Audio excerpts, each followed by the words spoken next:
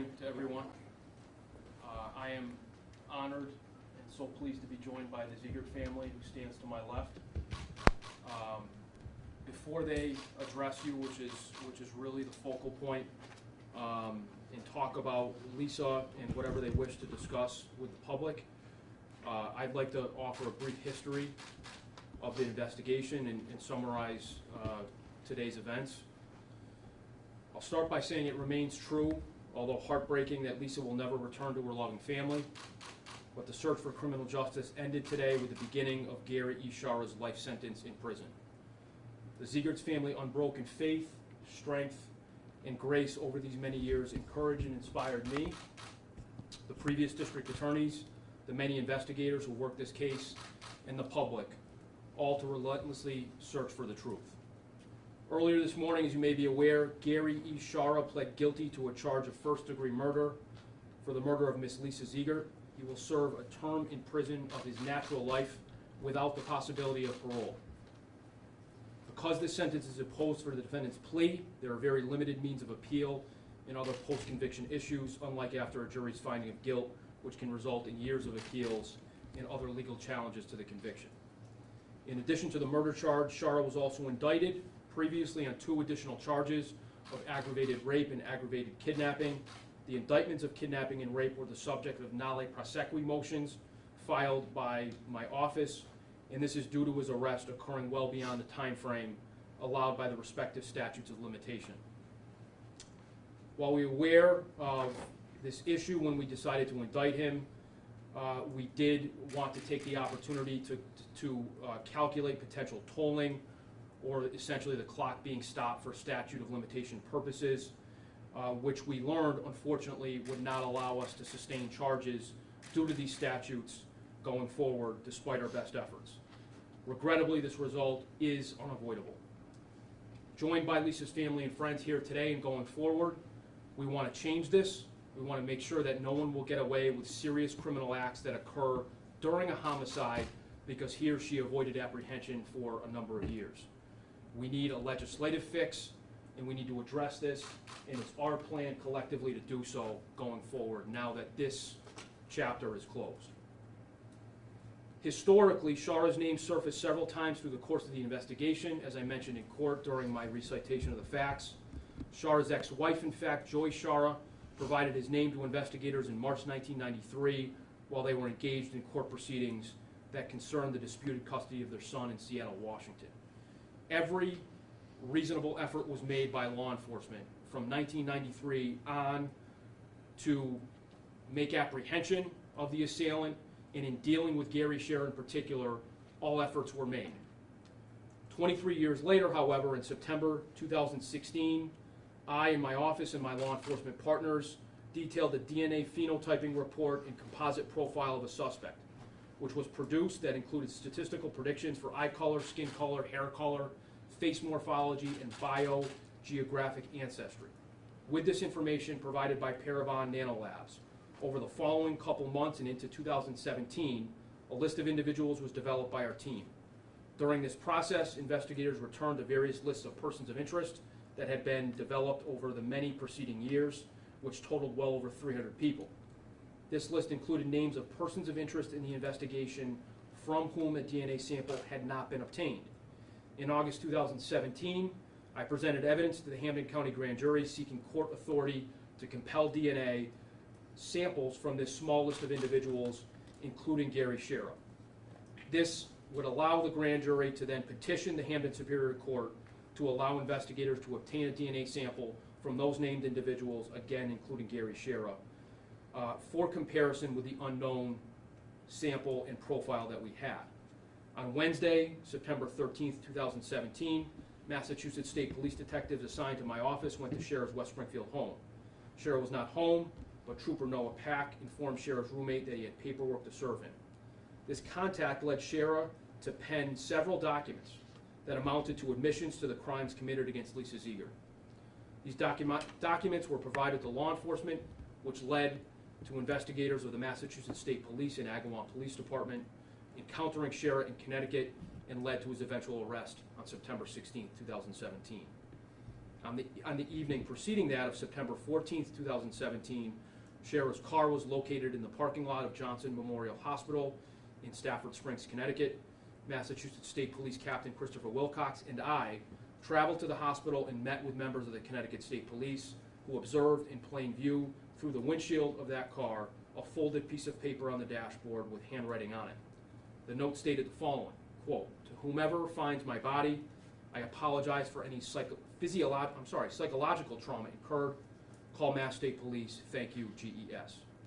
Shara was arrested by Connecticut law enforcement at that point or shortly thereafter and held pursuant to the impending charges in Massachusetts. After that, search warrants were then executed and items believed to contain Shara's DNA were seized and provided to the Massachusetts State Police Crime Laboratory. On Saturday, September 16th, 2017, a moment I remember very distinctly, officials from the lab informed me, along with the Agawam and State Police detectives, that biological material extracted from a toothbrush, identified as Mr. Shara's, produced a DNA profile that matched the then unknown DNA profile that was previously developed from evidence tested in the case. That course of events led to the prosecution that ended today, and what we hope is some justice for the public, Lisa's friends, the Ziegert family, and for Lisa.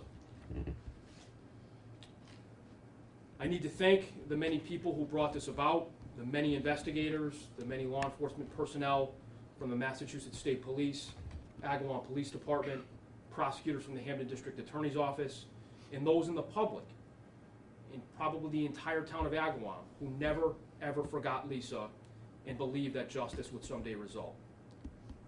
While there's no doubt every investigator and every prosecutor and every law enforcement individual who touched this case cared deeply and worked diligently, I wish to highlight the work of a number of people whose work was absolutely instrumental to the arrest and successful prosecution of the person who harmed Lisa. Begin by citing Beth Dunphy Ferris.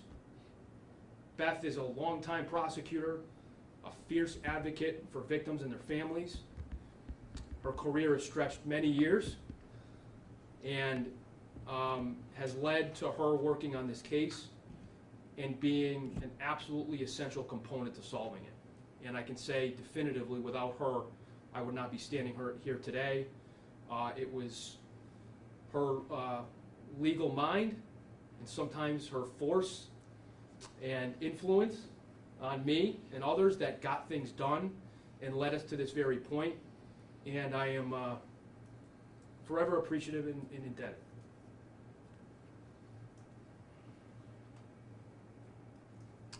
Noah Pack, trooper with the Massachusetts State Police, really became the perfect complement to Beth. I think Beth has gone virtually unmatched for many years until she met Noah Pack. Noah, whose intelligence and hard work and commitment to justice is something like I've never really seen. And I'm very, very fortunate to have him in my office. The Mass State Police is very fortunate to have him as a part of their ranks. And he, as was Beth, absolutely indispensable and a huge, huge part of solving this case. So I thank you, Noah. Mark Pfau, Agawam Police Department, one of the best guys I've met in law enforcement, has a history that goes back to the very first days of this tragedy. And I think probably unlike anybody outside of the family and close friends, Mark has been committed to this case, has seen every twist and turn, and I think every day has committed himself to this day in finding the person who did this to Lisa. Mark, I consider a good friend and very fortunate to have worked with him, and another person who was absolutely a critical component to solving this case, and he and Noah worked very hard together and became a dynamic duo. And again, thank you very much, Mark. Ed McGovern and Chris Wilcox really served as supervisors for this team that had been created, and both individuals did tremendous work. And I appreciate their work greatly and appreciate the partnership that we have, and their work really was a very significant part of what happened. I want to thank the entire Massachusetts State Police, former Captain Peter Higgins was here, the FBI represented by Julia Cowley, Agawam Police Department represented by Chief Eric Gillis, for everything they did to contribute and to allow for the necessary and then some resources to be committed to this case, which was really very important, again, to being where we are today. At the risk of getting even more emotional, I want to thank the Ziegert family, who have been incredible sources of strength and inspiration to me, and I think to everybody who's worked on this case. The way they've dealt with this awful tragedy is remarkable and beyond my understanding. Their grace, their strength, their resiliency, their humor at times with us, and how they made us feel was incredibly special to me, and the friendship and relationship that we have, I hope, will go on many years. And I'm pleased that we are at this point today with as definitive an end as possible with respect to the criminal justice piece. I know Lisa will not come back, and that is an inescapable tragedy, but I thank the Ziegert family for everything they've done, and it's been the honor of a lifetime to work on this case with you. So with that, I hand it off to Mrs. D. Ziegert.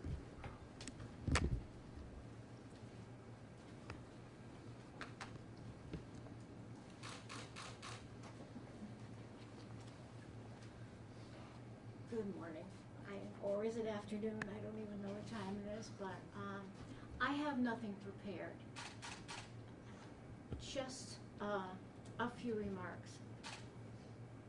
As Diego Looney said, we wouldn't be here without this wonderful team. Many of them have become like family to us. Earlier in our impact statement, I called them our village. And they truly are. For it takes a village to get anything done, and they did it with such determination and caring, not only for Lisa, but for all of us. For all of us, they were so considerate and kept us informed for everything that they could, and we understood that there's some things they just couldn't share at the time. But I'm not going to go through names because I'm afraid that I will forget someone and wouldn't want to leave anybody out. But I will say that it has made our life so much easier in the past several years, knowing that they cared so much and worked so hard for our Lisa. I know that George and I would like to make sure that the town and all the people who have supported us over all the years have helped us to survive. Let me say, we have survived because of them, and our family as well. I know it's difficult when you're not in the area, as our son David from California, our daughter Sharon from Eastern Mass, to be, but they were kept in the loop as well, and we do appreciate that with our friends and the support. I want to say that, and this is my saying, I can't speak for everybody in the family, but I want to say that I am very satisfied with this outcome. I can't be euphoric. Lisa can't come back. But this is the best possible results that we could have had. And I am so appreciative for everybody supporting us. And I really want to say thank you to you, the media, for the support you've given us over the years. Without your coverage and putting things out there, we wouldn't have had as much response, people remembering Lisa, and we are eternally grateful. And I guess that's really it. Thank you. I'm happy to take any questions, and I believe Mrs. Ziegert would also take a few questions if the media has any. Could you talk about this statute of limitations thing, what you're proposing? You're proposing some sort of legislation, I'm assuming. Yeah, I think it's early to think about specifics right now, Patrick, but we've had some very early conversations, but the thinking was However this was going to play out, whether it was a trial or a plea as it turned out to be, that was our first and really only priority. And should we get to a point where we felt appropriate pursuing something that would change that for families down the line, we would do that. And now we're at a stage where I think we'll talk about it further. And really it has to be a legislative fix.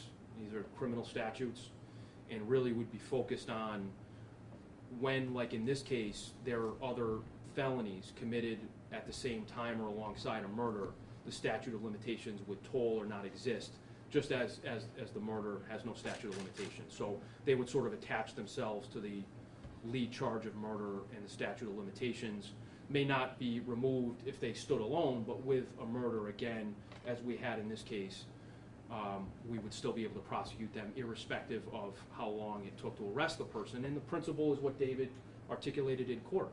You know, someone should not benefit, should not evade justice because he or she, you know, was not apprehended and avoided, you know, detection for however many years. So I think it's a matter of fairness. It's a matter of preventing other families from having to deal with this reality as the Ziegerts have. We're again pleased, as Mrs. Ziegert just talked about, with the outcome, but we want to fix this, and we want to make it better for families down the line. What was the statute of limitations in Gary's case? So the statute on the kidnapping was 6 and 10 years. I think the rape is the 10 years, and the kidnapping is 6 years. As I said, we were aware of the statutes of limitations when we presented the evidence to the grand jury. But we had not had the time to do calculations because the statute allows for when one lives out of state, the statute of limitations tolls, or basically the clock stops. So if hypothetically a defendant were out of state for 20 years, 25 years after apprehension, it would really only be a relevant 5 years, which would fall within this hypothetical statute of limitations. So we indicted it knowing that we had to calculate that. When we calculated it, we realized that this was an unavoidable conclusion to dismiss or null pros those two charges. This calls for a little bit of hindsight, but on a sliding scale, how more or less likely did you consider Gary Shera the one, once you culled it down to the short list? I think among the 11 individuals that were identified on that list, there were things about each of those people that were suspicious or interesting, if you will. I have to say honestly, I don't recall thinking that he stood out anymore. There are folks with historical perspectives who were familiar with his background. As I mentioned, he had encountered law enforcement, or law enforcement encountered him on 3 separate occasions over the last, now 27 years. The best efforts were made to gain evidence from Mr. Shara at the time. Interviews were thorough and well done by various members of law enforcement. But there were a number of persons of interest over those many years, and he was just one of them at that point. Did he refuse to provide a DNA sample, or was he not asked? He was asked.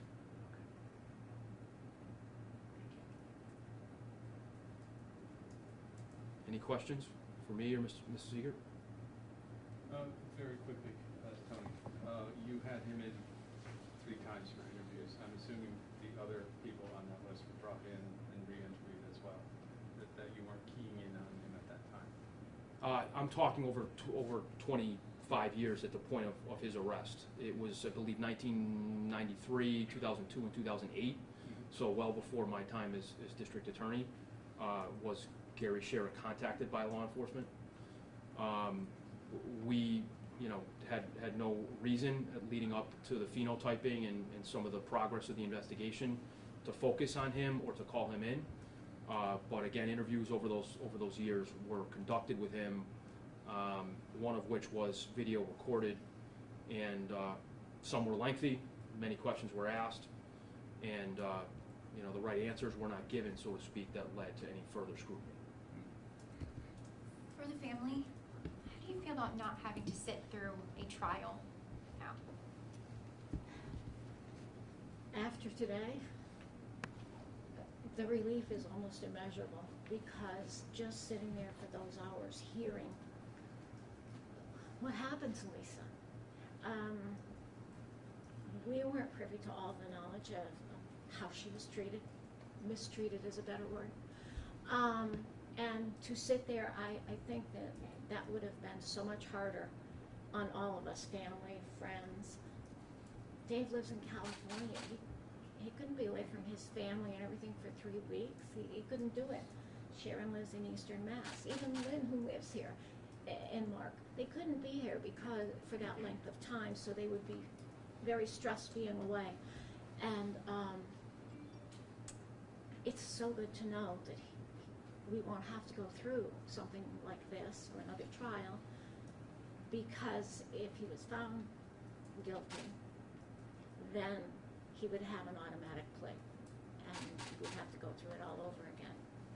And so yes, we're so relieved that it worked out this way, and so thankful that it worked out this way.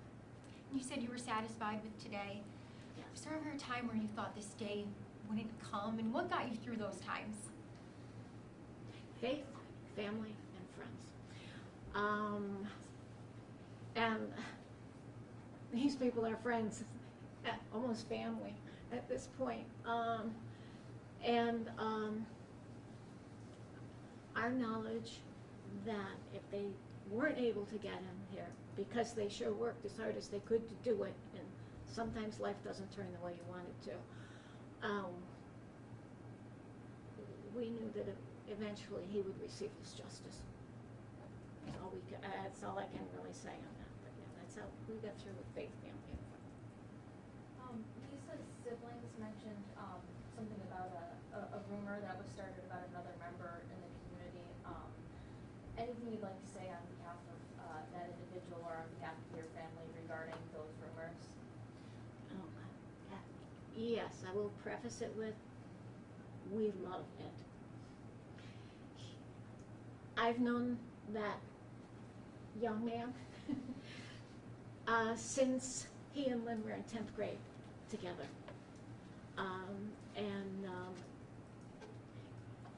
He was treated horribly. And his family were victims. His sister, his mom and dad have both passed. He always knew that we believed him, but that didn't stop the hurt. And we're so glad that this is, when Gary Sharo was apprehended, that was a good closure for him on the closing of that type of abuse, but there were still people, we told them, we knew. I mean, Ed had given his DNA. So we knew he was innocent, but some people just can't believe it. They can't believe it. Well, now, they can believe it, and we're so glad for him.